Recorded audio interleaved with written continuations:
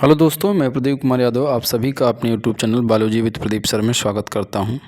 आज हम class 12th biology के सेकंड चैप्टर मानव जनन से एनसीईआरटी के महत्वपूर्ण क्वेश्चन को लेकर के उपस्थित हुआ हूं, जो 2025 में होने वाली बोर्ड परीक्षा के लिए बहुत ही इम्पोर्टेंट हैं। तो यहाँ पर हम सबसे पहला क्वेश्चन देखते हैं। जो सबसे पहला क्वेश्चन दिया गया है, रिक्त स्थान की पूर्ति करें। मानव उत्पत्ति वाला है, लैंगिक जनन की उत्पत्ति वाला है या अलैंगिक? तो यहाँ पर जो आंसर होगा क्या होगा, वो अलैंगिक जनन की उत्पत्ति वाला है। कौन सा है यहाँ पर? ये मानव अलैंगिक जनन की उत्पत्ति वाला है। तो यहाँ पर ऑप्शन क्या सही होगा? मानव एक अलैंगिक जनन की उत्पत्ति वाला प्राणी है। तो यहाँ पर ऑप्शन सही हो जाएगा। दूसरा दिया गया है, यहाँ पर दूसरा ऑप्शन दिया गया है, मानव है अंड प्रजक सजीव प्रजक। तो यहाँ पर मानव जो होता है वो क्या होता है? सजीव प्रजक होता है। क्या होता है? सजीव प्रजक होता है। आगे दिया गया, मानव में निषेचन होता है। तो मानव में जो निषेचन होता है वो कैसा होता है? आंतरिक। तो यहाँ पर फैलोपियन ट्यूब में इस्थमत और एम्पुला के जंक्शन पर होता है। अगला देखेंगे, अगला क्वेश्चन दिया गया, नर एवं मादा युग्मक होते हैं। तो जो नर युग्मक, चाहे आप शुक्राणु की बात करेंगे चाहे आप अंडाणु की बात करेंगे, सब कैसे होते हैं? सब के सब द्विगुणित होते हैं। सब कैसे होते हैं? द्विगुणित होते हैं, सॉरी अगुणित होते हैं। सबके सब कैसे होते हैं? अगुणित होते हैं। तो ऑप्शन यहाँ पर क्या सही होगा? क्या भरा जाएगा? अगुणित। यहाँ पर क्या फिल होगा? अगुणित होते हैं। अगला क्वेश्चन दिया गया, युग्मनज होता है अगुणित या युगुणित? यहाँ पर जब नर और मादा युग्मक आपस में मिलते हैं तो यन अर्थात अगुणित संरचना जब आपस में मिलती है तो उससे क्या होता है कि द्विगुणित युग्मनज का निर्माण होता है। तो यहाँ पर क्या होगा? यहाँ पर द्विगुणित ऑप्शन सही होगा। क्या भरा जाएगा? यहाँ पर द्विगुणित भरा जाएगा। अगला दिया गया, एक परिपक्व पुटिका से अंडाणु के मोचित होने की प्रक्रिया को कहते हैं। तो एक प्रकार से अगर देखेंगे कि एक परिपक्व पुटिका से अंडाणुओं के मोचित होने की जो प्रक्रिया होती है उसे हम अंडोत्सर्ग कहते हैं। उसे हम क्या कहते हैं? अंडोत्सर्ग कहते हैं। ओव्यूलेशन कहते हैं। आगे दिया गया, अंडोत्सर्ग या ओव्यूलेशन नामक हार्मोन द्वारा प्रेरित होता है। तो यहाँ पर दिया गया, किस हार्मोन के द्वारा अंडोत्सर्ग प्रेरित होता है? तो किसके द्वारा होगा? ल्यूटिनाइजिंग हार्मोन के द्वारा। किसके द्वारा? Luteinising LH, luteinizing hormone LH के द्वारा क्या होता है? अंडोत्सर्ग प्रेरित होता है। किसके द्वारा?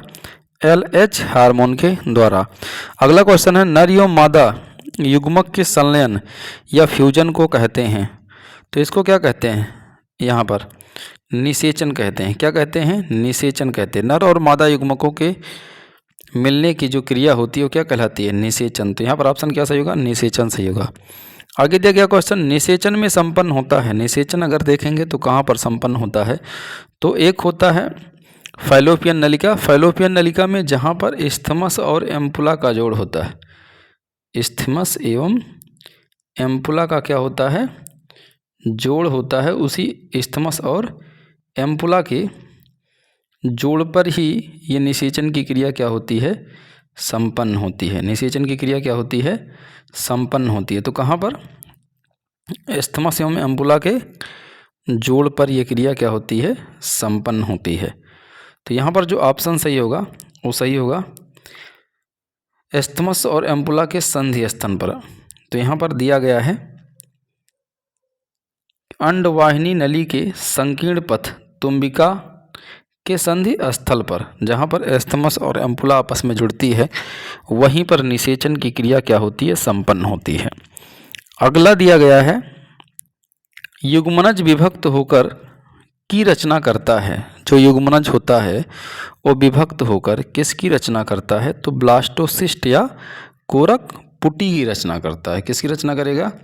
ब्लास्टोसिस्ट या कोरक पुटी की रचना करता है। कोरक पुटी की रचना करता है। इसको ब्लास्टोसिस्ट भी कहते हैं। तो जब युग्मनज विभक्त होता है तो किसमें? कोरक पुटी का क्या करता है? रचना करता है। अगला क्वेश्चन देखेंगे, भ्रूण और गर्भाशय के बीच संवहनी संपर्क बनाने वाली संरचना को क्या कहते हैं? तो उसे हम क्या कहते हैं? अपरा कहते हैं। उसे क्या कहेंगे? अपरा या प्लेसेंटा बोलते हैं। उसे हम क्या कहेंगे? अपरा कहते हैं। जो क्या करती है? गर्भाशय और भ्रूण के बीच संवहनी संपर्क बनाती है, उसे हम क्या बोलते हैं? अपरा कहते हैं। अगला जो दिया गया है, पुरुष जनन तंत्र का एक नामांकित आरेख बनाएं। मोस्ट इम्पॉर्टेंट है, बोर्ड एग्जाम के लिए पूछा जाता है कि पुरुष जनन तंत्र का एक नामांकित आरेख बनाइए। ये डायग्राम बहुत ही इम्पॉर्टेंट है। यहाँ पर डायग्राम देखते हैं इस तरीके से। यहाँ पर इसका क्या दिया गया? डायग्राम दिया गया है नर जनन तंत्र का। यहाँ पर इस तरीके से ये डायग्राम भी क्या होता है?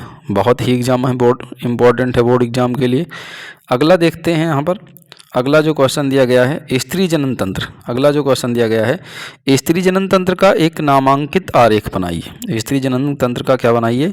एक नामांकित आरेख बनाइए। तो यहाँ पर मादा रिप्रोडक्टिव सिस्टम है, यहाँ पर सबसे अंदर की दीवार है। यहाँ पर क्या है?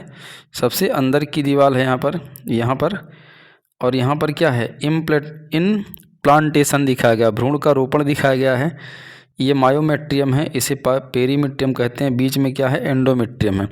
यहाँ पर ये ओवरी दी गई है और ये क्या दी गई है? यहाँ से यहाँ तक ये फैलोपियन ट्यूब दी गई है। क्या दी गई? Fallopian tube. यहाँ पर ये इतना जो भाग होता है ये गर्भाशय कहलाता है और इधर भी फैलोपियन ट्यूब है। आगे ये अंडाशय है। आगे क्या है? अंडाशय है।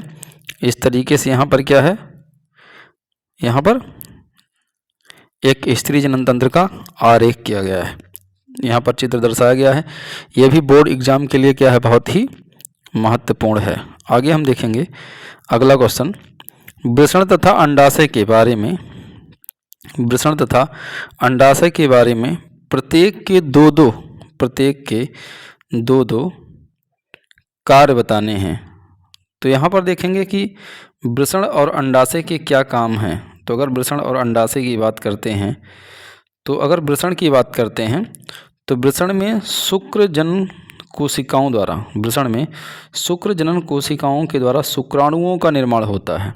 वृषण में क्या होता है? शुक्र जनन कोशिकाओं के द्वारा शुक्राणुओं का निर्माण होता है। और वृषण की जो सर्टोली कोशिकाएं होती हैं, वृषण में पाई जाने वाली जो सर्टोली कोशिकाएं होती हैं, वो शुक्रजन कोशिकाओं तथा शुक्राणुओं को पोषण भी प्रदान करती हैं। शुक्राणु जन कोशिकाओं को तथा शुक्राणुओं को पोषण भी देने का काम करती हैं। और वृषण की जो अंतराली कोशिकाएं होती हैं, जो एंड्रोजन हार्मोन को भी स्रावित करने का काम करती हैं। और यही एंड्रोजन हार्मोन होता है जिससे द्वितीयक लैंगिक लक्षण का भी क्या होता है? विकास होता है। तो यहाँ पर सबसे पहला काम वृषण का शुक्राणु का निर्माण करना है। दूसरा, वृषण की जो सर्टोली कोशिकाएं पाई जाती हैं वो शुक्राणुओं को पोषण भी देने का काम करती हैं। और यहाँ पर जो वृषण होता है, वृषण से एंड्रोजन हार्मोन भी निकलता है, लेकिन किस कोशिका से? अंतराली इंटरस्टिशियल। यहाँ पर अंतराली कोशिका दी गई है, यहाँ पर अंतराली कोशिका दी गई। इसी कोशिका से किसका निर्माण होता है? एंड्रोजन हार्मोन का भी क्या होता है? निर्माण हो जाता है। ये द्वितीयक लैंगिक लक्षण के लिए कौन सा हार्मोन होता है जो रिस्पॉन्सिबल होता है? तो यहाँ द्वितीयक लक्षण के लिए तो यहाँ पर एंड्रोजन हार्मोन दिया गया है, जिसे हम टेस्टोस्टेरॉन भी कहते हैं। अगला क्वेश्चन देखेंगे। अगला दिया गया अंडाशय के कार्य देखते हैं। किसके काम देखते हैं? अंडाशय के कार्य देखते हैं। तो अगर अंडाशय की बात करते हैं तो अंडाशय के जो कार्य दिए गए, अंडाशय में अंडाणुओं का निर्माण होगा। अंडाशय में किसका निर्माण होगा? अंडाणुओं का निर्माण हो जाता है। अंडाशय के अंदर किसका निर्माण होगा? अंडाणुओं का निर्माण हो जाएगा। अंडाशय का काम क्या है? अंडाणुओं का निर्माण करना है। अंडाणुओं के निर्माण के साथ साथ यहाँ पर जो ग्राफियन पुटिका है, ग्राफियन फॉलिकल्स है, इससे एस्ट्रोजन हार्मोन भी स्रावित होता है। इससे क्या होता है? जो अंडाशय की ग्राफियन पुटिका होती है उससे क्या होता है? एस्ट्रोजन हार्मोन का भी क्या होता है? स्राव होता है। और ये अंडोत्सर्ग को क्या करता है? जो एस्ट्रोजन हार्मोन होता है अंडोत्सर्ग को भी क्या करता है? प्रेरित करने का काम करता है। आगे दिया गया है अंडाशय की और काम भी दिए गए। अंडाशय में बनी संरचना कार्पस लुटियम से कौन सा हार्मोन? प्रोजेस्टेरॉन हार्मोन, जिसे हम फीमेल हार्मोन के नाम से जानते हैं, इसे हम प्रोजेस्टेरॉन हार्मोन कहते हैं। ये कहाँ से स्रावित होता है? तो अंडाशय में एक कार्पस लुटियम नामक क्या होती है? संरचना होती है। उसी संरचना से किसका निर्माण होता है? प्रोजेस्टेरॉन हार्मोन का भी निर्माण होता है। यह जो हार्मोन होता है गर्भाशय में निषेचित अंडाणुओं को स्थापित करने में भी क्या करता है, सहायता करता है। अगला क्वेश्चन पूछा गया है, यहाँ पर जो अगला क्वेश्चन पूछा गया है कि शुक्रजनक नलिकाओं की संरचना का वर्णन करना, शुक्रजनक नलिका की संरचना का वर्णन करना है। तो यहाँ पर देखेंगे सबसे पहले कि शुक्रजनक नलिका की जब संरचना की बात करते हैं तो वृषण का निर्माण बहुत सारी शुक्रजनक नलिकाओं से ही होता है। शुक्रजनक नलिकाओं के मध्य संयोजी ऊतक में स्थान स्थान पर अंतराली कोशिकाओं के समूह होते हैं, इन्हें लेडी कोशिका भी कहते हैं। इनमें स्रावित नर हार्मोन के कारण द्वितीयक लैंगिक लक्षणों का भी क्या होता है, विकास होता है। अगर इनकी बात करेंगे यहाँ पर कि जो शुक्रजनक नलिका की संरचना होती है, तो सबसे पहले अगर शुक्रजनक नलिकाओं की बात करेंगे तो जो शुक्रजनक नलिकाएं होती हैं ये वृषण का क्या करती हैं, निर्माण करती हैं। अनेक शुक्रजनक नलिकाएं वृषण का क्या करती हैं, निर्माण करती हैं।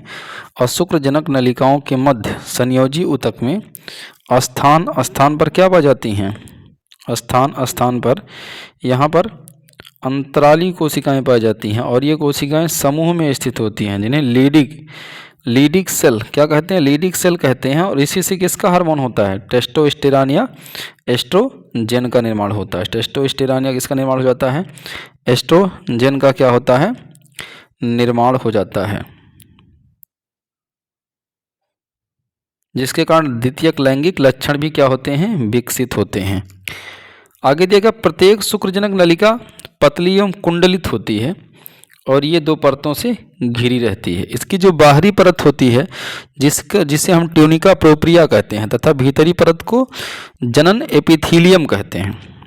और उस जनन एपिथीलियम का मुख्य जो निर्माण मुख्य रूप से जनन कोशिकाओं को अगर देखेंगे जनन कोशिकाओं से होता है। किससे होता है, जनन कोशिकाओं से होता है।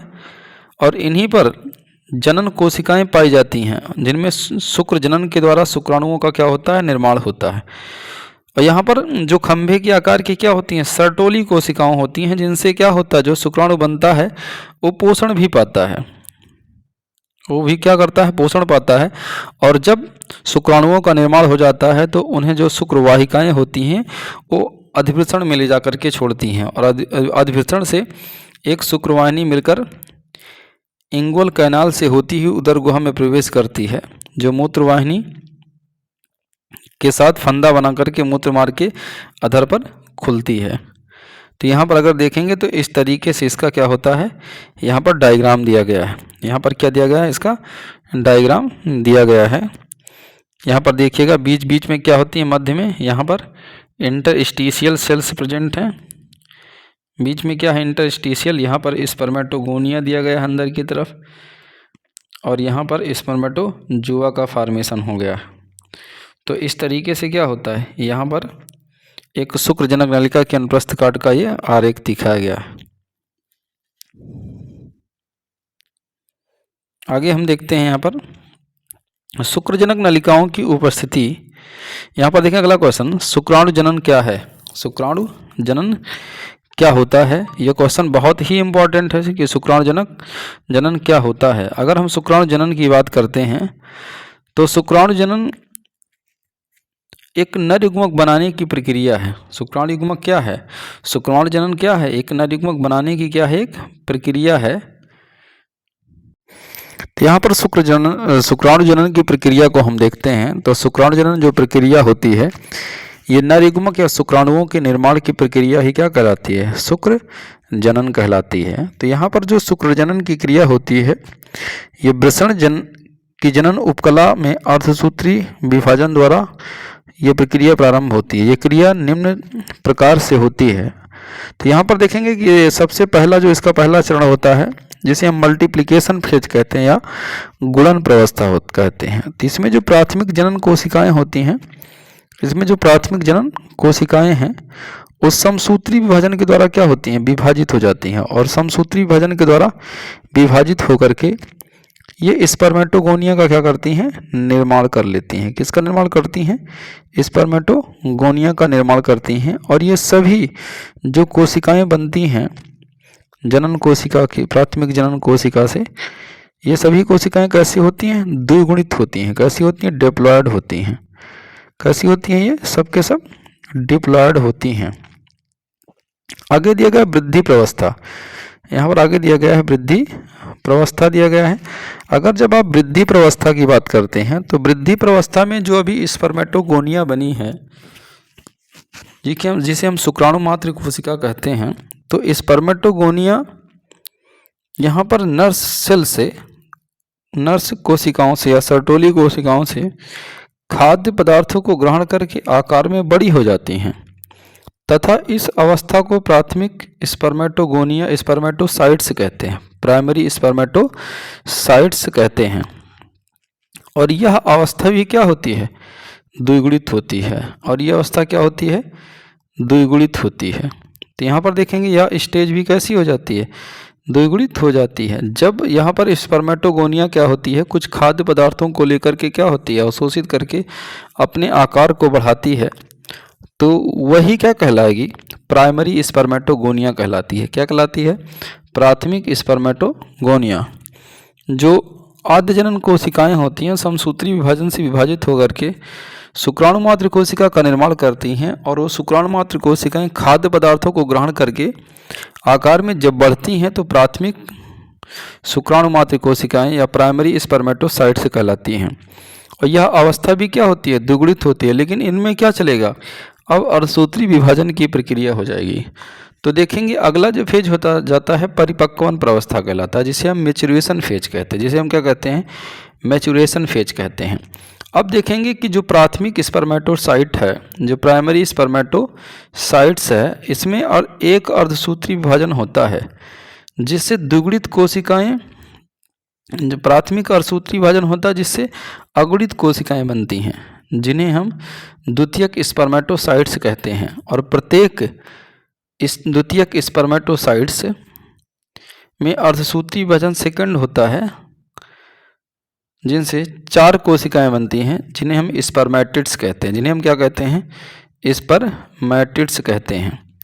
जिन्हें हम क्या कहते हैं, स्पर्मेटिड्स कहते हैं।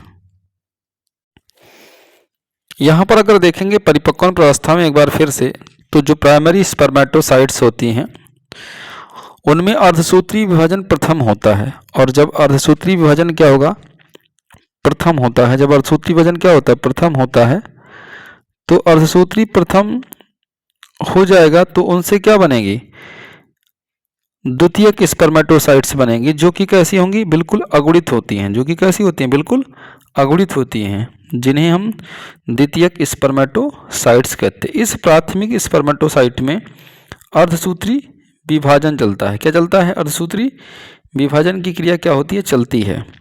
और जब इस प्राथमिक स्पर्मेटोसाइट में अर्धसूत्री विभाजन की क्रिया चलती है तो उससे एक द्वितीयक स्पर्मेटोसाइट्स बनती है, जो कि कैसी होती है, द्विगुणित होती है। जो कि कैसी होती है, द्विगुणित नहीं होती, यहाँ पर अगुणित कोशिका होती है। कैसी होती है, अगुणित कोशिका बनती है। और इस द्वितीयक स्पर्मेटोसाइट्स जो अगुणित कोशिका है, इसी में अर्धसूत्री विभाजन क्या चलता है, द्वितीयक चलता है, सेकंड चलता है, जिनसे क्या होता है, 4 कोशिकाओं का क्या होता है, निर्माण होता है, जिन्हें हम क्या कहते हैं, स्पर्मेटिड्स कहते हैं। और इस स्पर्मेटिड में जब कायांतरण होता है, जब क्या होता है, कायांतरण होता है, तो ये स्पर्मेटिड में क्या हो जाएगा, कायांतरण के बाद परिवर्तन होता है, जिनके द्वारा 4 शुक्राणुओं का क्या होता है, निर्माण हो जाता है। जिनसे कितने शुक्राणुओं का निर्माण हो जाता है, 4 शुक्राणुओं का निर्माण हो जाता है।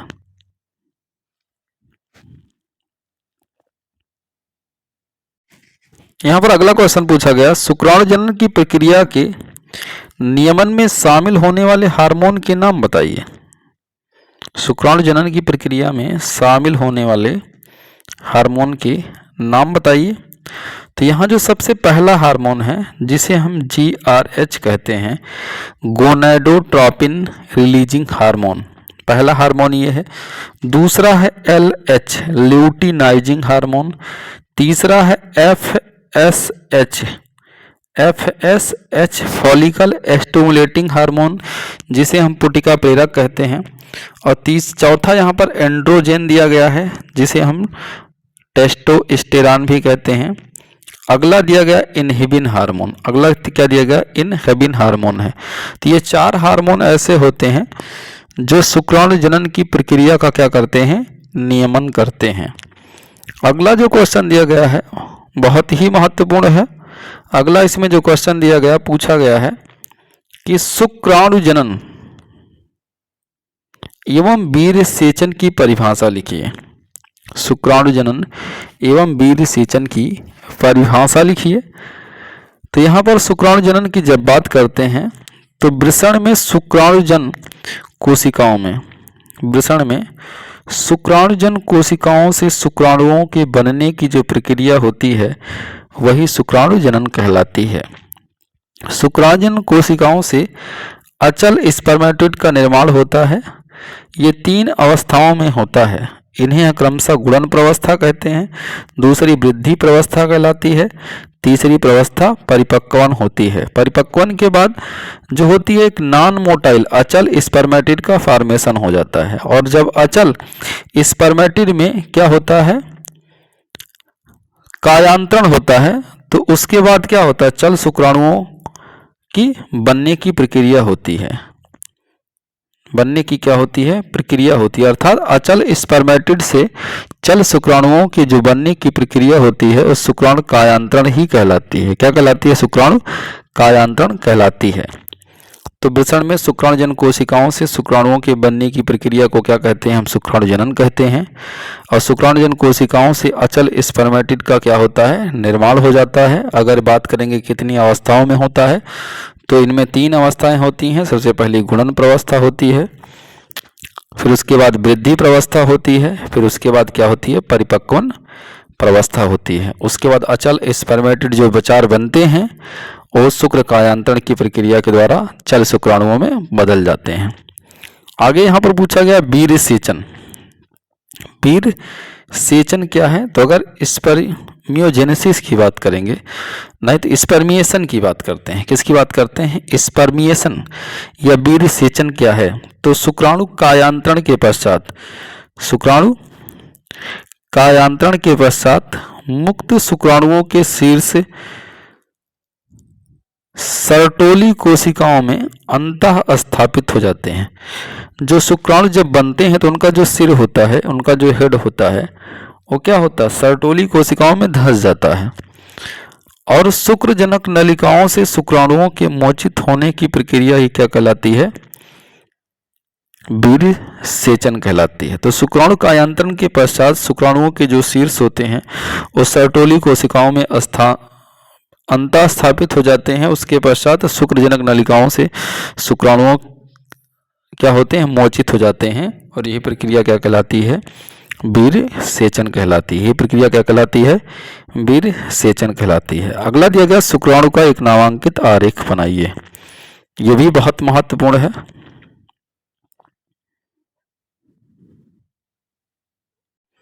यहाँ पर ये शुक्राणु का डायग्राम दिया गया है। ये इसके शुक्राणु की क्या है, पूंछ है। ये क्या है, मध्य भाग है। ये क्या है, मध्य भाग है इसका। इसमें स्पाइरल माइटोकॉन्ड्रिया है। ये क्या है, नेक है, जिसे हम ग्रीवा कहते हैं। क्या कहते हैं, ग्रीवा कहते हैं। ऊपर क्या है, प्लाज्मा मेम्ब्रेन है। उसके बाद क्या है, एक्रोसोम होता है। उसके बाद यहाँ पर क्या है, न्यूक्लियस प्रेजेंट है।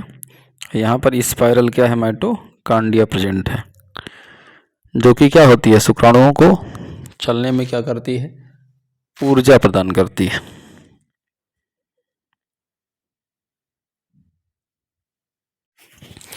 अगला क्वेश्चन यहाँ पर पूछा गया सक्रिय प्राद्रव्य या सेमिनल प्लाज्मा के प्रमुख संघटक क्या क्या हैं। तो अगर बात करते हैं अधिवृषण से और शुक्रवाहक और शुक्राशय जो ग्रंथियां दी गई हैं तथा वल्वोयूरेथ्रल जो ग्रंथि होती है, इनसे क्या होता है, जो स्राव होता है शुक्राणुओं को गतिशील बनाए रखता है तथा इन्हें परिपक्व बनाने में भी क्या करता है, सहायक होते हैं। ये इन्हें सामूहिक रूप से शुक्रिय क्या कहते हैं, प्रद्रव्य कहलाते हैं। जो कहाँ से निकलेगा, अधिवृषण से निकलता है और कहाँ से निकलता है? सेमिनल वेसिकल से निकलता है और वाल्वोयूरेथ्रल ग्रंथि से निकलते हैं। ये सब के सब जो स्राव होते हैं इन्हीं को हम क्या कहते हैं? शुक्रिय प्रद्रव्य कहते हैं। शुक्राणु तथा शुक्रिय प्रद्रव्य मिलकर वीर्य का क्या करते हैं? निर्माण करते हैं। और शुक्रिय प्रद्रव्य में मुख्यतः फ्रक्टोज, कैल्शियम और एंजाइम इत्यादि प्रेजेंट होते हैं। यहाँ पर अगला क्वेश्चन देखेंगे कि पुरुष की सहायक नलिकाओं एवं ग्रंथियों के प्रमुख कार्य लिखिए।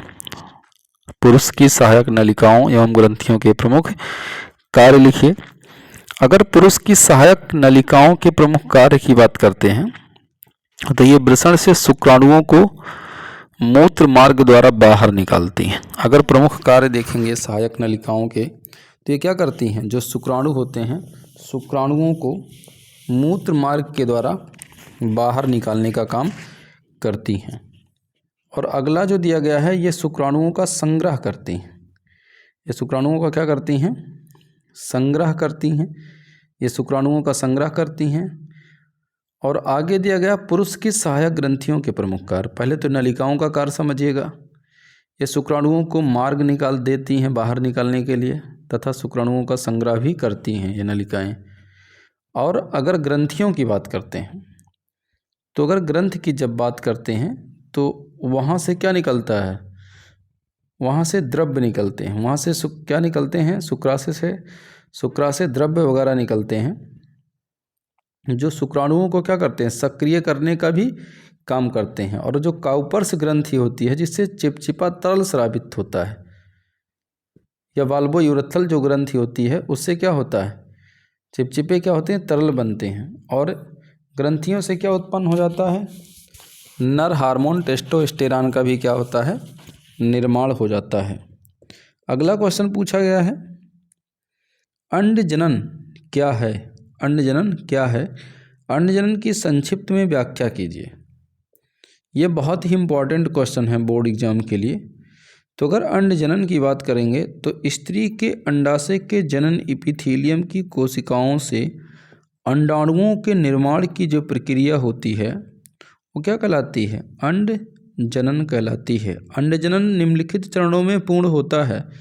सबसे पहला जो फेज होता है जिसे हम कहते हैं प्रोलिफरेशन अवस्था। क्या कहते हैं? प्रोलिफरेशन अवस्था कहते हैं। ये जो अवस्था होती है इस अवस्था में शुरुआत उस समय होती है जब मादा माँ के गर्भ में लगभग 7 माह की होती है। प्रोलिफरेशन फेज जो होती है इस अवस्था की शुरुआत उस समय से हो जाती है जब मादा फीटस माँ के गर्भ में 7 माह की होती है। जनन कोशिकाएं विभाजित होकर के अंडाशय की गुहा कोशिका कुच्छ बना देती हैं जिसे पुटिका कहते हैं। जिसे हम क्या कहते हैं? पुटिका कहते हैं। और पुटिका की एक कोशिका आकार में क्या होती है? बड़ी हो जाती है जिसे हम क्या कहते हैं? ऊगोनियम कहते हैं। और यही जो ऊगोनियम है ये ऊगोनियम क्या करेगी? वृद्धि प्रवस्था में प्रवेश कर जाएगी और भोज्य पदार्थों को अवशोषित करके अपने आकार को क्या करेगी? बड़ी कर लेगी। अपने आकार को क्या करेगी? अपने आकार को ये भोजन को अवशोषित करके अपने आकार को क्या करती है? बड़ी कर लेती है। तब इसी को हम क्या कहते हैं? प्राथमिक oocytes कहते हैं। क्या कहते हैं? प्राथमिक oocytes कहते हैं। तो अगर बात करते हैं अंडाणु जनन की तो यहाँ पर सबसे पहले जो फेज दिया गया जिसे हम प्रोलिफरेशन फेज कहते हैं, तो इस अवस्था की शुरुआत जो होती है जब मादा फीटस माँ के गर्भ में लगभग 7 माह की होती है तभी से यह प्रक्रिया क्या होती है? प्रारंभ हो जाती है। तो वहाँ पर जो जनन उपकला होती है उन कोशिकाओं में विभाजन होता है जिसकी वजह से क्या होता है? पुटिका बनती है। जिसकी वजह से क्या बनती है? पुटिका बनती है। और पुटिका की एक कोशिका आकार में जब क्या होती है? बड़ी हो जाती है तो उसे हम क्या कहते हैं? ऊगोनियम कहते हैं। और वही जो ऊगोनियम होती है वो वृद्धि प्रवस्था में क्या करती है? भोज्य पदार्थों को अवशोषित करके अपने आकार को क्या करती है? बढ़ा लेती है। उसी को हम क्या बोलते हैं? प्राथमिक oocytes कहते हैं। उसे हम क्या कहते हैं? प्राथमिक oocytes कहते हैं। अगर हम प्राथमिक oocytes की बात करते हैं तो प्राथमिक oocytes क्या होता है? वही पुटिका है जो भोज्य पदार्थों को प्राप्त करके अपने आकार को इंक्रीज किया है। अब उसके बाद देखेंगे वृद्धि प्रावस्था के बाद परिपक्व प्रावस्था। तो यहाँ पर जैसे ही परिपक्व प्रावस्था की बात करते हैं तो परिपक्व प्रावस्था में क्या होता है? यहाँ परिपक्व यह क्रिया पूरे जनन काल 11 से 45 वर्ष में लगभग होती रहती है, हर माह होती है। और प्राथमिक oocytes में पहला अर्धसूत्री विभाजन होगा। जो प्राथमिक oocytes है उसमें क्या हो जाएगा? फर्स्ट अर्धसूत्री विभाजन हो जाता है। पहला अर्धसूत्री क्या होगा? विभाजन हो जाएगा। यहाँ पर क्या दिया जाए? पहला अर्धसूत्री विभाजन होता है तथा 2 असमान कोशिकाएं बन जाती हैं और बड़ी कोशिका द्वितीयक oocytes कहलाती है। और बड़ी कोशिका क्या कहलाएगी? द्वितीयक oocytes कहलाती है। यहाँ पर जो प्राइमरी oocytes होती है उसमें अर्धसूत्री विभाजन होता है तो उनसे क्या बनती है? द्वितीयक oocytes से बनती है। क्या बनती है? द्वितीयक oocytes से बनती है। और जबकि छोटी कोशिकाओं को प्रथम ध्रुवीय कोशिका कहते हैं और यह विभाजन अंडोत्सर्ग से पहले होता है। दूसरा फिर से क्या होता है? जो यहाँ पर द्वितीयक oocytes से बनती है उसमें अर्धसूत्री विभाजन सेकंड होता है और ये अंडवाहिनी अंडोत्सर्ग के बाद होता है, जिसके फलस्वरूप एक अंडाणु तथा एक द्वितीयक ध्रुवीय काय बनती है और सभी ध्रुवीय काय नष्ट हो जाती है तथा इस संपूर्ण प्रक्रिया में एक ही अंडाणु क्या होता है? प्राप्त होता है। अध्रुवीय काय का निर्माण अंडाणुओं को पोषण प्रदान करने के लिए होता है। तो इस तरीके से क्या होता है? यहाँ पर जब प्राथमिक oocytes में मियोसिस की प्रोसेस होती है तो वहाँ पर सेकेंडरी oocyte का निर्माण होता है, साथ ही साथ पोलर बॉडी का क्या होता है? निर्माण हो जाता है। फिर वहाँ पर सेकेंडरी oocytes में अर्धसूत्री या मियोसिस सेकेंड की प्रोसेस चलती है, जिसके बाद क्या होता है? फिर से एक पोलर बॉडी और एक ओवम का क्या होता है? निर्माण हो जाता है। इस तरीके से अंडाणु जनन की प्रक्रिया भी क्या होती है? संपन्न हो जाती है। अगला जो सबसे इम्पोर्टेंट क्वेश्चन है, अंडाशय की अनुप्रस्थ काट का एक नामांकित चित्र बनाइए। तो यहाँ पर देखेंगे अंडाशय का बिल्कुल ये क्या है? एक अनुप्रस्थ काट का एक डायग्राम दिया गया है। अंडाशय की अनुप्रस्थ काट का क्या है? एक डायग्राम दिया गया है। अगला क्वेश्चन देखेंगे, ग्राफियन पुटिका का एक नामांकित चित्र बनाइए। ग्राफियन पुटिका का क्या है? एक नामांकित चित्र है। तो यहाँ पर ये ग्राफियन पुटिका का क्या है? ये ही नामांकित चित्र है जो कि बहुत ही इम्पोर्टेंट है। अगला दिया गया है, निम्नलिखित के कार्य बताइए। सबसे पहले पीत पिंड या कार्पस लुटियम, दूसरा दिया गया गर्भाशय अंतःस्तर, तीसरा दिया अग्रपिंडक, चौथा दिया शुक्राणुपुच्छ और पांचवा दिया गया झालर। तो यहाँ पर सबसे पहला जो दिया गया पीत पिंड, जिसे हम कार्पस लुटियम कहते हैं। तो अगर हम यहाँ पर कार्पस लुटियम की बात करते हैं तो जो कार्पस लुटियम होता है यह प्रोजेस्टेरॉन, एस्ट्रोजन, रिलैक्सिन हार्मोन का स्राव करता है। जो कार्पस लुटियम पीतपिंड है ये किसका निर्माण करेगा? Progesterone hormone, oestrogen hormone, relaxin hormone इत्यादि का क्या करता है? स्राव करने का काम करता है। अगला है, अगले पे कमेंट करते हैं गर्भाशय अंतःस्तर, जिसे हम एंड्रोमेट्रियम कहते हैं। तो जो गर्भाशय का अंतःस्तर होता है ये निषेचित अंडे के प्रत्यारोपण तथा सगर्भता के लिए भी आवश्यक है। मासिक चक्र के दौरान इसमें परिवर्तन आता है। यह अपरा निर्माण में भी क्या होता है? सहायक होता है। अग्रपिंडक की बात करेंगे। अब हम किसकी बात करते हैं? अग्रपिंडक की बात करते हैं। जब अग्रपिंडक एक्रोसोम, अग्रपिंडक को अंग्रेजी में एक्रोसोम कहते हैं। यहाँ पर जो एक्रोसोम में उपस्थित एंजाइम होता है ये निषेचन में क्या करता है? सहायता करता है। अर्थात ये अंडाणुओं की झिल्ली को क्या करता है? गलाने का भी काम करता है। आगे पूछा गया शुक्राणुपुच्छ। शुक्राणुपुच्छ का अगर फंक्शन देखेंगे तो ये शुक्राणु जो पुच्छ होता है यह शुक्राणुओं के गमन में क्या होता है? सहायता करता है। ये शुक्राणुओं के गमन में क्या होता है? सहायता करता है। अगला क्वेश्चन दिया गया झालर या फिम्बरी। क्या पूछा गया? झालर या फिम्बरी। तो अगर ये झालर या फिम्बरी की बात करते हैं तो यहाँ पर झालर और फिम्बरी में जो यहाँ पर इसका जो काम दिया गया है, इसका जो काम दिया गया है ये अंडोत्सर्ग के समय अंडाशय से निकले अंडाणु के संग्रह में क्या करती है? सहायता करती है। जो झालर और फिम्बरी होती है, जब अंडोत्सर्ग की प्रक्रिया होती है आर्तव चक्र के 14वें दिन, तो जो अंडाणु निकलता है अंडाशय से, उसी अंडाणु को क्या करता है, संग्रह करने का काम करता है। तो इस तरीके से ये जो यहाँ पर दिए गए हैं कमेंट के लिए बहुत ही इम्पॉर्टेंट हैं बोर्ड एग्जाम के लिए, चाहे पीतपिंड का अंतःगर्भाशय स्तर, अग्रपिंडक, एक्रोसोम। एक्रोसोम तो बेहद इम्पॉर्टेंट है। शुक्राणुपुच्छ या झालर, इनमें से भी क्या करेंगे, टिप्पणी देने के, टिप्पणी पूछेंगे, टिप्पणी करिए। यहाँ पर जो अगला क्वेश्चन दिया गया है कि आर्तो चक्र क्या है, आर्तो चक्र को कौन सा हार्मोन नियमन करता है। मोस्ट इम्पॉर्टेंट क्वेश्चन ये क्या है, बहुत ही इम्पॉर्टेंट क्वेश्चन है, IMP इम्पॉर्टेंट क्वेश्चन है ये।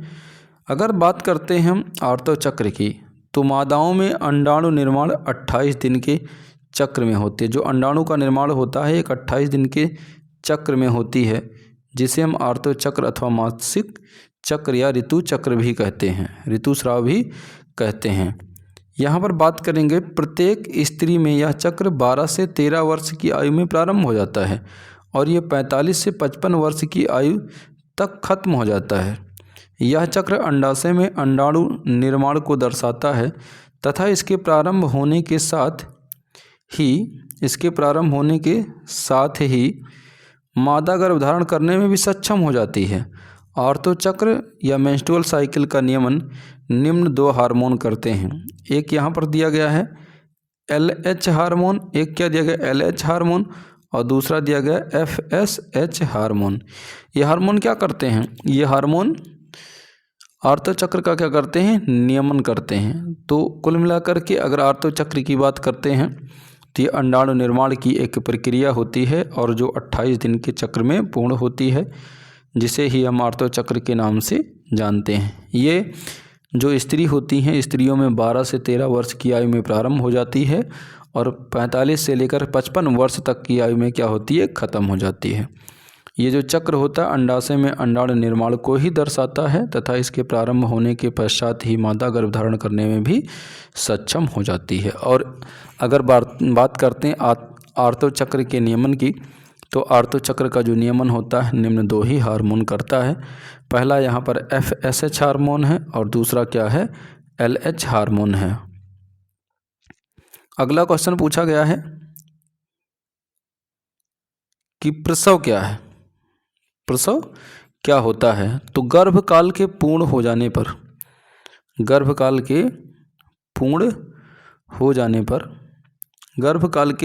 जाने पर विकसित शिशु का माता के गर्भ से बाहर आना, एक डेवलप्ड शिशु का, विकसित शिशु का माता के गर्भ से बाहर आना ही क्या कहलाता है, पार्टुरेशन कहलाता है या प्रसव कहलाता है।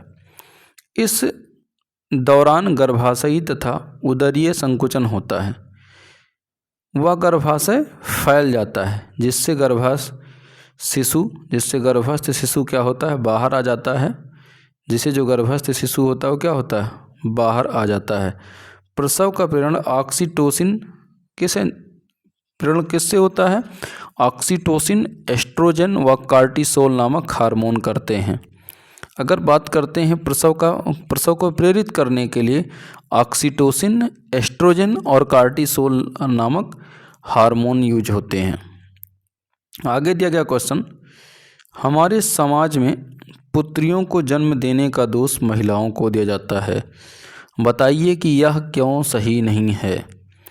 तो अगर बात करते हैं कि स्त्री में जो गुणसूत्र पाए जाते हैं यक्स पाए जाते हैं तथा पुरुष में जो पाए जाते हैं XY लिंग गुणसूत्र पाए जाते हैं, जबकि स्त्री का जो यक्स गुणसूत्र तथा पुरुष का जो Y गुणसूत्र, जो स्त्री का यक्स गुणसूत्र तथा पुरुष का Y गुणसूत्र मिलता है तो पुत्र XY उत्पन्न होता है। इसके विपरीत जब स्त्री का X गुणसूत्र तथा पुरुष का X गुणसूत्र मिलता है तो किसका निर्माण करता है, तब यह एक स्त्री का निर्माण करता है, तब यह क्या करता है, एक स्त्री का निर्माण करता है। अतः उत्पन्न संतान में लिंग निर्धारण पुरुष के गुणसूत्र के द्वारा होता है। उत्पन्न संतान में लिंग का जो निर्धारण हो रहा है वो किसके द्वारा हो रहा है, पुरुष के गुणसूत्र द्वारा हो रहा है, ना कि स्त्री के गुणसूत्र से, क्योंकि स्त्री में क्या पाए जाते हैं, समजात गुणसूत्र पाए जाते हैं। इसीलिए पुरुष में 50% और पुरुष में देखेंगे तो 50% यक्स गुणसूत्र और 50 क्या बजाता है, वाई गुणसूत्र होता है। अतः पुरुष के गुणसूत्र का एक्स या वाई होना ही संतान के लिंग के लिए उत्तरदायी होता है। उपरोक्त विवरण से स्पष्ट होता है कि पुत्रियों को जन्म देने का दोष महिलाओं को देना सर्वथा क्या है, गलत होता है।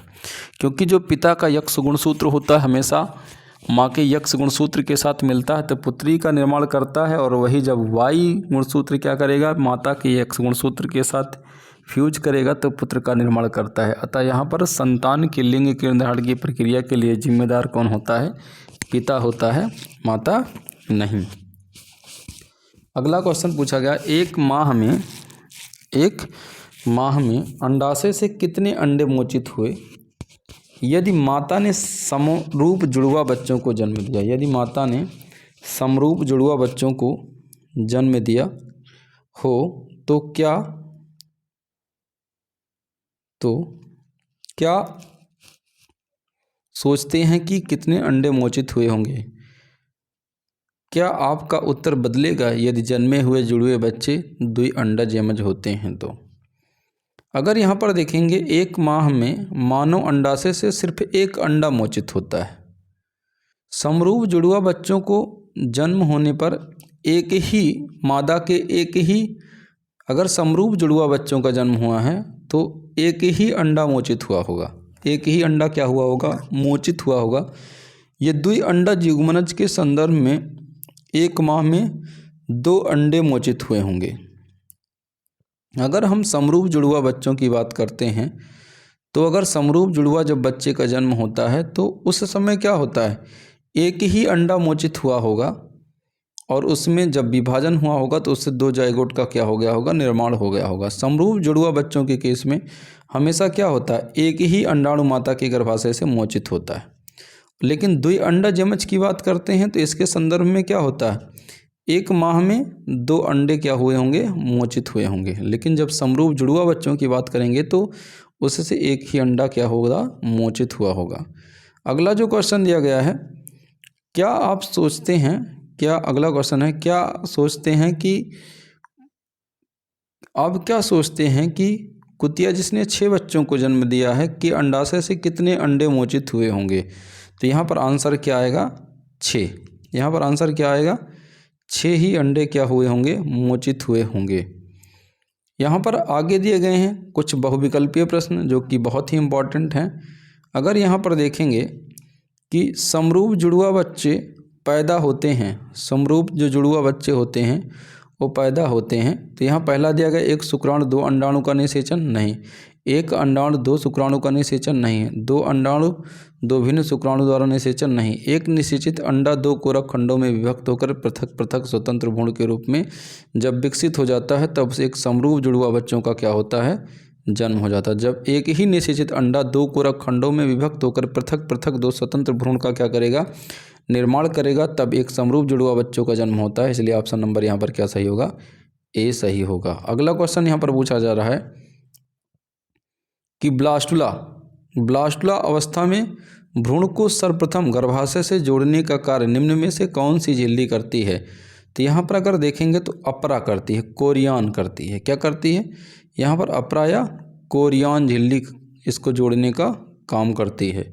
अगला जो ऑप्शन पूछा गया है, अगला पूछा गया है कि फर्टिलाइजिंग तथा एंटी फर्टिलाइजिंग प्रक्रिया पर संक्षिप्त टिप्पणी लिखिए। यहाँ पर अगला क्वेश्चन दिया गया है, फर्टिलाइजिंग तथा एंटी फर्टिलाइजिंग प्रक्रिया पर क्या लिखिए, संक्षिप्त टिप्पणी लिखिए।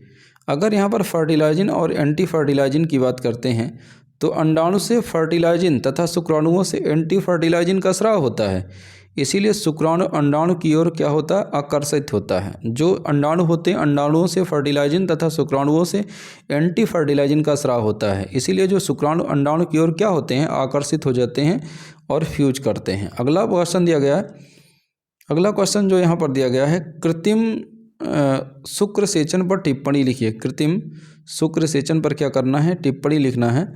तो यहाँ पर अगर कृत्रिम शुक्र सेचन की बात करते हैं तो इसमें परिरक्षित शुक्राणुओं द्वारा स्त्री की फैलोपियन नलिका से एक अंडाणु को परख नली में निषेचित किया जाता है। इसके पश्चात युग्मनज को स्त्री के गर्भाशय में रोपित कर दिया जाता है। इसी प्रकार की संतान को हम परकनली शिशु भी कहते हैं।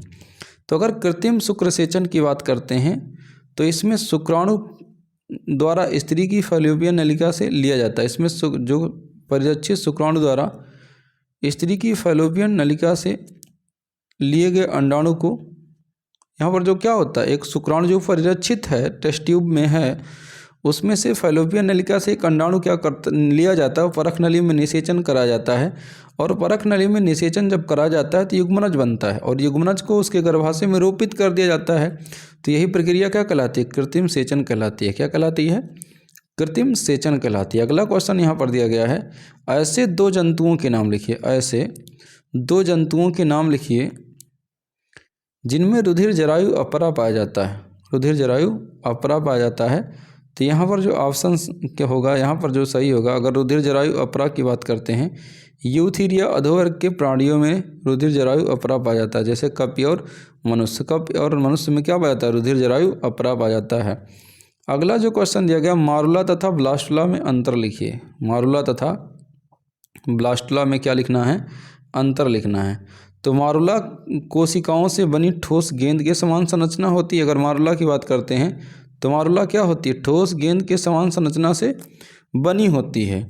इसके विपरीत जो ब्लास्टुला होती है, ब्लास्टुला में क्या होता है, कोरक खंड पाया जाता है। क्या होता है, एक कोरक गुहा पाई जाती है, ब्लास्टोसील कैविटी पाई जाती है। तो यहाँ पर अगर देखेंगे तो मारुला ठोस गेंद के समान संरचना होती है, लेकिन ब्लास्टुला में एक कोरक गुहा होती है जिसकी वजह से वो खोखली होती है। अगला है, भ्रूण के मेसोडर्म अस्तर द्वारा निर्मित किन्हीं चार अंगों के नाम लिखिए। मेसोडर्म अस्तर के द्वारा निर्मित किन्हीं चार अंगों के नाम लिखिए। तो त्वचा की डर्मिस, संयोजी ऊतक, वृक्क, जनद, हृदय, रक्तवाहिनियाँ तथा लसिका वाहिनियाँ, नोटोकार्ड तथा अंतःकंकाल, ये सब भ्रूण के मेसोडर्म अस्तर से ही निर्मित होती हैं। अगला जो क्वेश्चन पूछा गया, आपातकालीन ग्रंथि का नाम लिखिए। आपातकालीन ग्रंथि का नाम लिखिए। तो आपातकालीन जो ग्रंथि है यहाँ पर एड्रिनल मेड्यूला है। एड्रिनल मेड्यूला को आपातकालीन ग्रंथि कहते हैं। अगला क्वेश्चन पूछा गया, शिशु जन्म के बाद कौन सा हार्मोन दूध मुक्त करवाता है। तो यहाँ पर कौन सा हार्मोन ऐसा होता है जो दूध को क्या करता है, मुक्त करवाता है। तो यहाँ पर प्रोलैक्टिन होता है। यहाँ शिशु के जन्म के बाद प्रोलैक्टिन जो हार्मोन होता है, कौन सा हार्मोन, प्रोलैक्टिन हार्मोन होता है। कौन सा हार्मोन, प्रोलैक्टिन हार्मोन होता है जो दूध मुक्त करवाता है। तथा एक अन्य हार्मोन दूध को स्तन से बाहर निकालने को उद्दीपित करता है और इनका स्रोत जो होता है पीयूष ग्रंथि होता है। इनका जो स्रोत होता है कौन सा होता है, पीयूष ग्रंथि होता है, जिनसे प्रोलैक्टिन का क्या होता है, निर्माण होता है। अगला क्वेश्चन पूछा गया, यौना आरंभ क्या है। यौना आरंभ क्या होता है, जो कि बहुत ही इम्पॉर्टेंट यहाँ पर यह क्वेश्चन है। यौना आरंभ क्या है, इस अवस्था में बालक एवं बालिकाओं के शरीर में होने वाले परिवर्तनों को भी देखा जाता है। ये एक प्यूबर्टी अवस्था होती है। तो ये बहुत ही इम्पॉर्टेंट यहाँ पर क्या है, क्वेश्चन है, जो कि बोर्ड एग्जाम के लिए मोस्ट इम्पॉर्टेंट होता है। अगला जो क्वेश्चन यहाँ पर दिया गया है, अगला क्वेश्चन अगर देखेंगे, यहाँ बालक बालिकाओं के दोनों के लक्षण दिए गए हैं। अगला है, निम्नलिखित पर टिप्पणी कीजिए। मानव भ्रूण का रोपण। अगला है, स्तनियों में अपरा, और अपरा क्या है, इसके प्रमुख कार्य भी देने हैं। तो मानव भ्रूण का रोपण सबसे पहले देखेंगे। मानव भ्रूण का हम क्या देखेंगे, रोपण देखते हैं।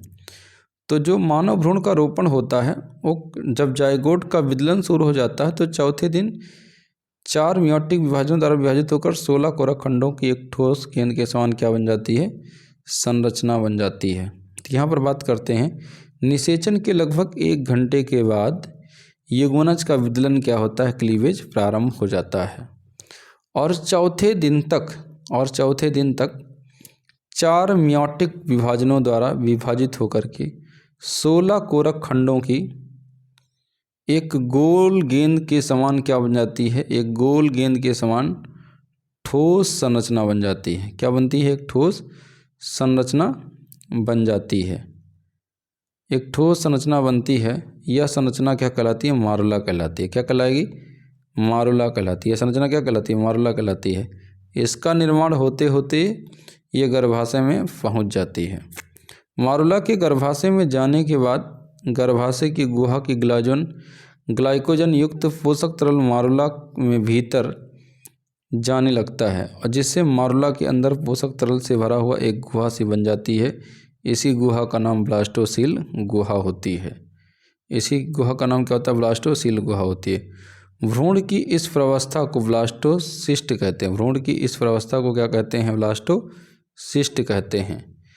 इसके बनते बनते भ्रूण पारभासी आवरण समाप्त हो जाता है और गुहा की दीवार की कोशिकाएं भी क्या होती हैं? चपटी हो जाती हैं। तब इन्हें क्या कहा जाता है? ट्रोफोब्लास्ट कहा जाता है। और जो ट्रोफोब्लास्ट होता है यह गर्भाशय से पोषक रस का अवशोषण करती है, जिसे ट्रोफोब्लास्ट या प्लेसेंटा या अफरा भी कहते हैं। यहाँ पर ब्लास्टुला का जो भीतरी कोशिका पिंड को भ्रूण बीज कहते हैं, क्योंकि इसी से भावी भ्रूण के विभिन्न भाग भी बनते हैं। तो बोर्ड एग्जाम के लिए यहाँ पर मानव भ्रूण का रोपण भी पूछा जा सकता है। अगला क्वेश्चन है, स्तनियों में अपरा या आंवला का क्या होता है या जरायु क्या होता है? तो जो अपरा होता है एक संयुक्त ऊतक होता है। जो अपरा है क्या है? एक संयुक्त ऊतक है। एक संयुक्त क्या है? ऊतक है, जो मादा के गर्भ से भ्रूण का गर्भाशय भित्ति के साथ रचनात्मक तथा क्रियात्मक संबंध स्थापित करती है और निषेचन के बाद निषेचित अंडाणु विदलन करता हुआ एक परिवर्धनशील भ्रूण में क्या होता है? परिवर्तित होकर के जब गर्भाशय में पहुंचता है। तो इस तरीके से यहाँ पर अपरा का पूरा क्या दिया गया? कार्य दिया गया। आगे अपरा का हम क्या देखते हैं? यहाँ पर कार्य देखते हैं, जो कि बहुत ही इम्पोर्टेंट है कि अपरा के कार्य क्या होते हैं, ये पूछा जाएगा यहाँ पर।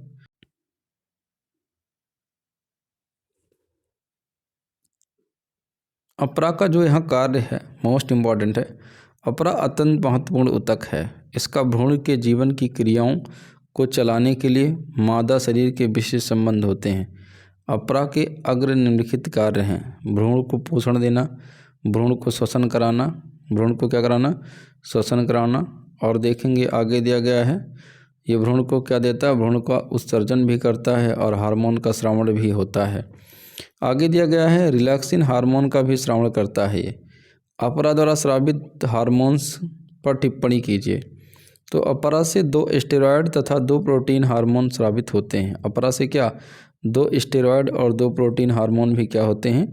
स्रावित होते हैं। एक क्या होता है? CGH। एक क्या होता है? कोरियानिक गोनेडोट्रोपिन हार्मोन होता है। यह प्रोटीन हार्मोन्स गर्भधारण को बनाए रखता है। यह कार्पस, ये पहला देखेंगे तो कोरियानिक गोनेडोट्रोपिन हार्मोन, यह प्रोटीन हार्मोन गर्भधारण को बनाए रखता है और ये कार्पस लुटियम के विकास तथा इसके हार्मोन स्राव पर क्या करता है? नियंत्रण करता है। अगला दिया प्लेसेंट्स लैक्टोजन। अगला दिया गया है प्लेसेंट्स लैक्टोजन। तो इसकी बात करते हैं। यह प्रोटीन हार्मोन दुग्ध ग्रंथियों को प्रेरित करता है। आगे दिया गया एस्ट्रेडियाल या स्टेरॉइड हार्मोन गर्भाशय की पेशियों का संकुचन नियंत्रण करता है। आगे दिया गया प्रोजेस्टेरॉन। यह स्टेरॉइड हार्मोन गर्भधारण में सहायता करता है। अगला क्वेश्चन पूछा गया, गर्भ झिल्लियों का विस्तृत वर्णन करिए। तो गर्भ झिल्लियाँ जिन्हें या एमनियन के 4 महत्वपूर्ण कार्य दोनों या पूछ लेते हैं। तो यहाँ पर गर्भ झिल्लियाँ दी गई हैं। इधर क्या दिया गया? यहाँ पर ओल्वा दिया गया है। यहाँ पर देखेंगे, यहाँ पर ओल्वा है, यहाँ पर चर्मिक कोरियानिक है, उसके बाद यॉर्क सेल्स भी दिया गया है, उसके बाद अपरा पोषक या एलेंटोइड्स दिया गया है। उसके बाद यहाँ पर देखेंगे कि अगला जो क्वेश्चन पूछा गया NCERT के, प्राणियों में प्रत्यक्ष एवं परोक्ष भ्रूणीय विकास में उदाहरण सहित अंतर लिखिए। यह पूछा जा सकता है प्रत्यक्ष या परोक्ष भ्रूणीय विकास क्या है। तो यहाँ पर इसके भी आंसर यहाँ पर दिए गए हैं। तो यहाँ पर परोक्ष भ्रूणीय विकास दिया गया है और यहाँ पर क्या दिया जा रहा है? प्रत्यक्ष भ्रूणीय विकास भी यहाँ पर दिया जा रहा है। और यहाँ पर जब विस्तृत प्रश्न की बात करते हैं, क्या पूछा जा सकता है? तो निषेचन किसे कहते हैं? मनुष्य में निषेचन, मनुष्य में होने वाली क्रियाओं का उल्लेख कीजिए तथा अंडाणु एवं शुक्राणु के प्रवेश का नामांकित चित्र बनाइए। तो यहाँ पर निषेचन की क्रिया दी गई है। यहाँ पर की देखिए पूरा का पूरा क्या दिया गया? निषेचन की क्रिया दी गई है। शुक्राणु का अंडाणु की ओर पहुँचना भी यहाँ पर क्या दिखाया गया है? यहाँ पर ये पूरे क्वेश्चन के आंसर भी दिए जा रहे हैं। यहाँ पर ये डायग्राम भी दिया कि किस तरीके से अंडाणु शुक्राणु के अंदर क्या करता है, प्रवेश करता है। यहाँ पर जो मोस्ट इम्पॉर्टेंट क्वेश्चन है कि विदलन एवं समसूत्री विभाजन में क्या अंतर होता है। विदलन एवं समसूत्री विभाजन में क्या अंतर होता है। तो अगर आप विदलन की बात करते हैं तो विदलन में कोशिका का आकार छोटा होता है, चला जाता है, छोटा होता चला जाता है। लेकिन समसूत्री विभाजन में इससे बनने वाली कोशिकाओं का आकार छोटा नहीं होता है। यह युग्मनज या अनिषेचित अंडे में होता है, यह अधिकांश कायिक कोशिकाओं में होता है। अगर विदलन की बात करते हैं, विदलन की कोशिका विभाजन के पश्चात इंटरफेज तथा वृद्धि काल नहीं होता है। लेकिन इसमें क्या होता है, इसमें विभाजन के पश्चात इंटरफेज तथा वृद्धि काल होता है। विदलन में डीऑक्सीराइबोस शर्करा न्यूक्लिक अम्ल शीघ्रता से बनता है, तो इसमें डीएनए बनने की क्रिया धीमी होती है। विदलन में कोशिका विभाजन बहुत तेज़ी के साथ होता है। विदलन में कोशिका विभाजन क्या होता है, बहुत तेज़ी के साथ होता है। लेकिन अगर इसमें समसूत्री विभाजन में देखेंगे तो इसका जो होता है वो बहुत क्या होता है, कोशिका विभाजन बहुत कम तेज़ी के साथ होता है। ऑक्सीजन का प्रयोग प्रचुर मात्रा में होता है इसमें, और इसमें ऑक्सीजन का प्रयोग कम मात्रा में होता है। तो इस तरीके से ये भी क्वेश्चन क्या है, बहुत ही महत्वपूर्ण है। विदलन तथा समसूत्री विभाजन में अंतर एक महत्वपूर्ण क्वेश्चन है। तो इस तरीके से यहाँ ये पूरी समसूत्री और पूरी एनसीईआरटी के जो क्वेश्चन हैं उसे यहाँ पर समाप्त हो रहे हैं। हम अगले चैप्टर के एनसीईआरटी क्वेश्चन को लेकर के अगले वीडियो में उपस्थित होंगे। तब तक के लिए धन्यवाद।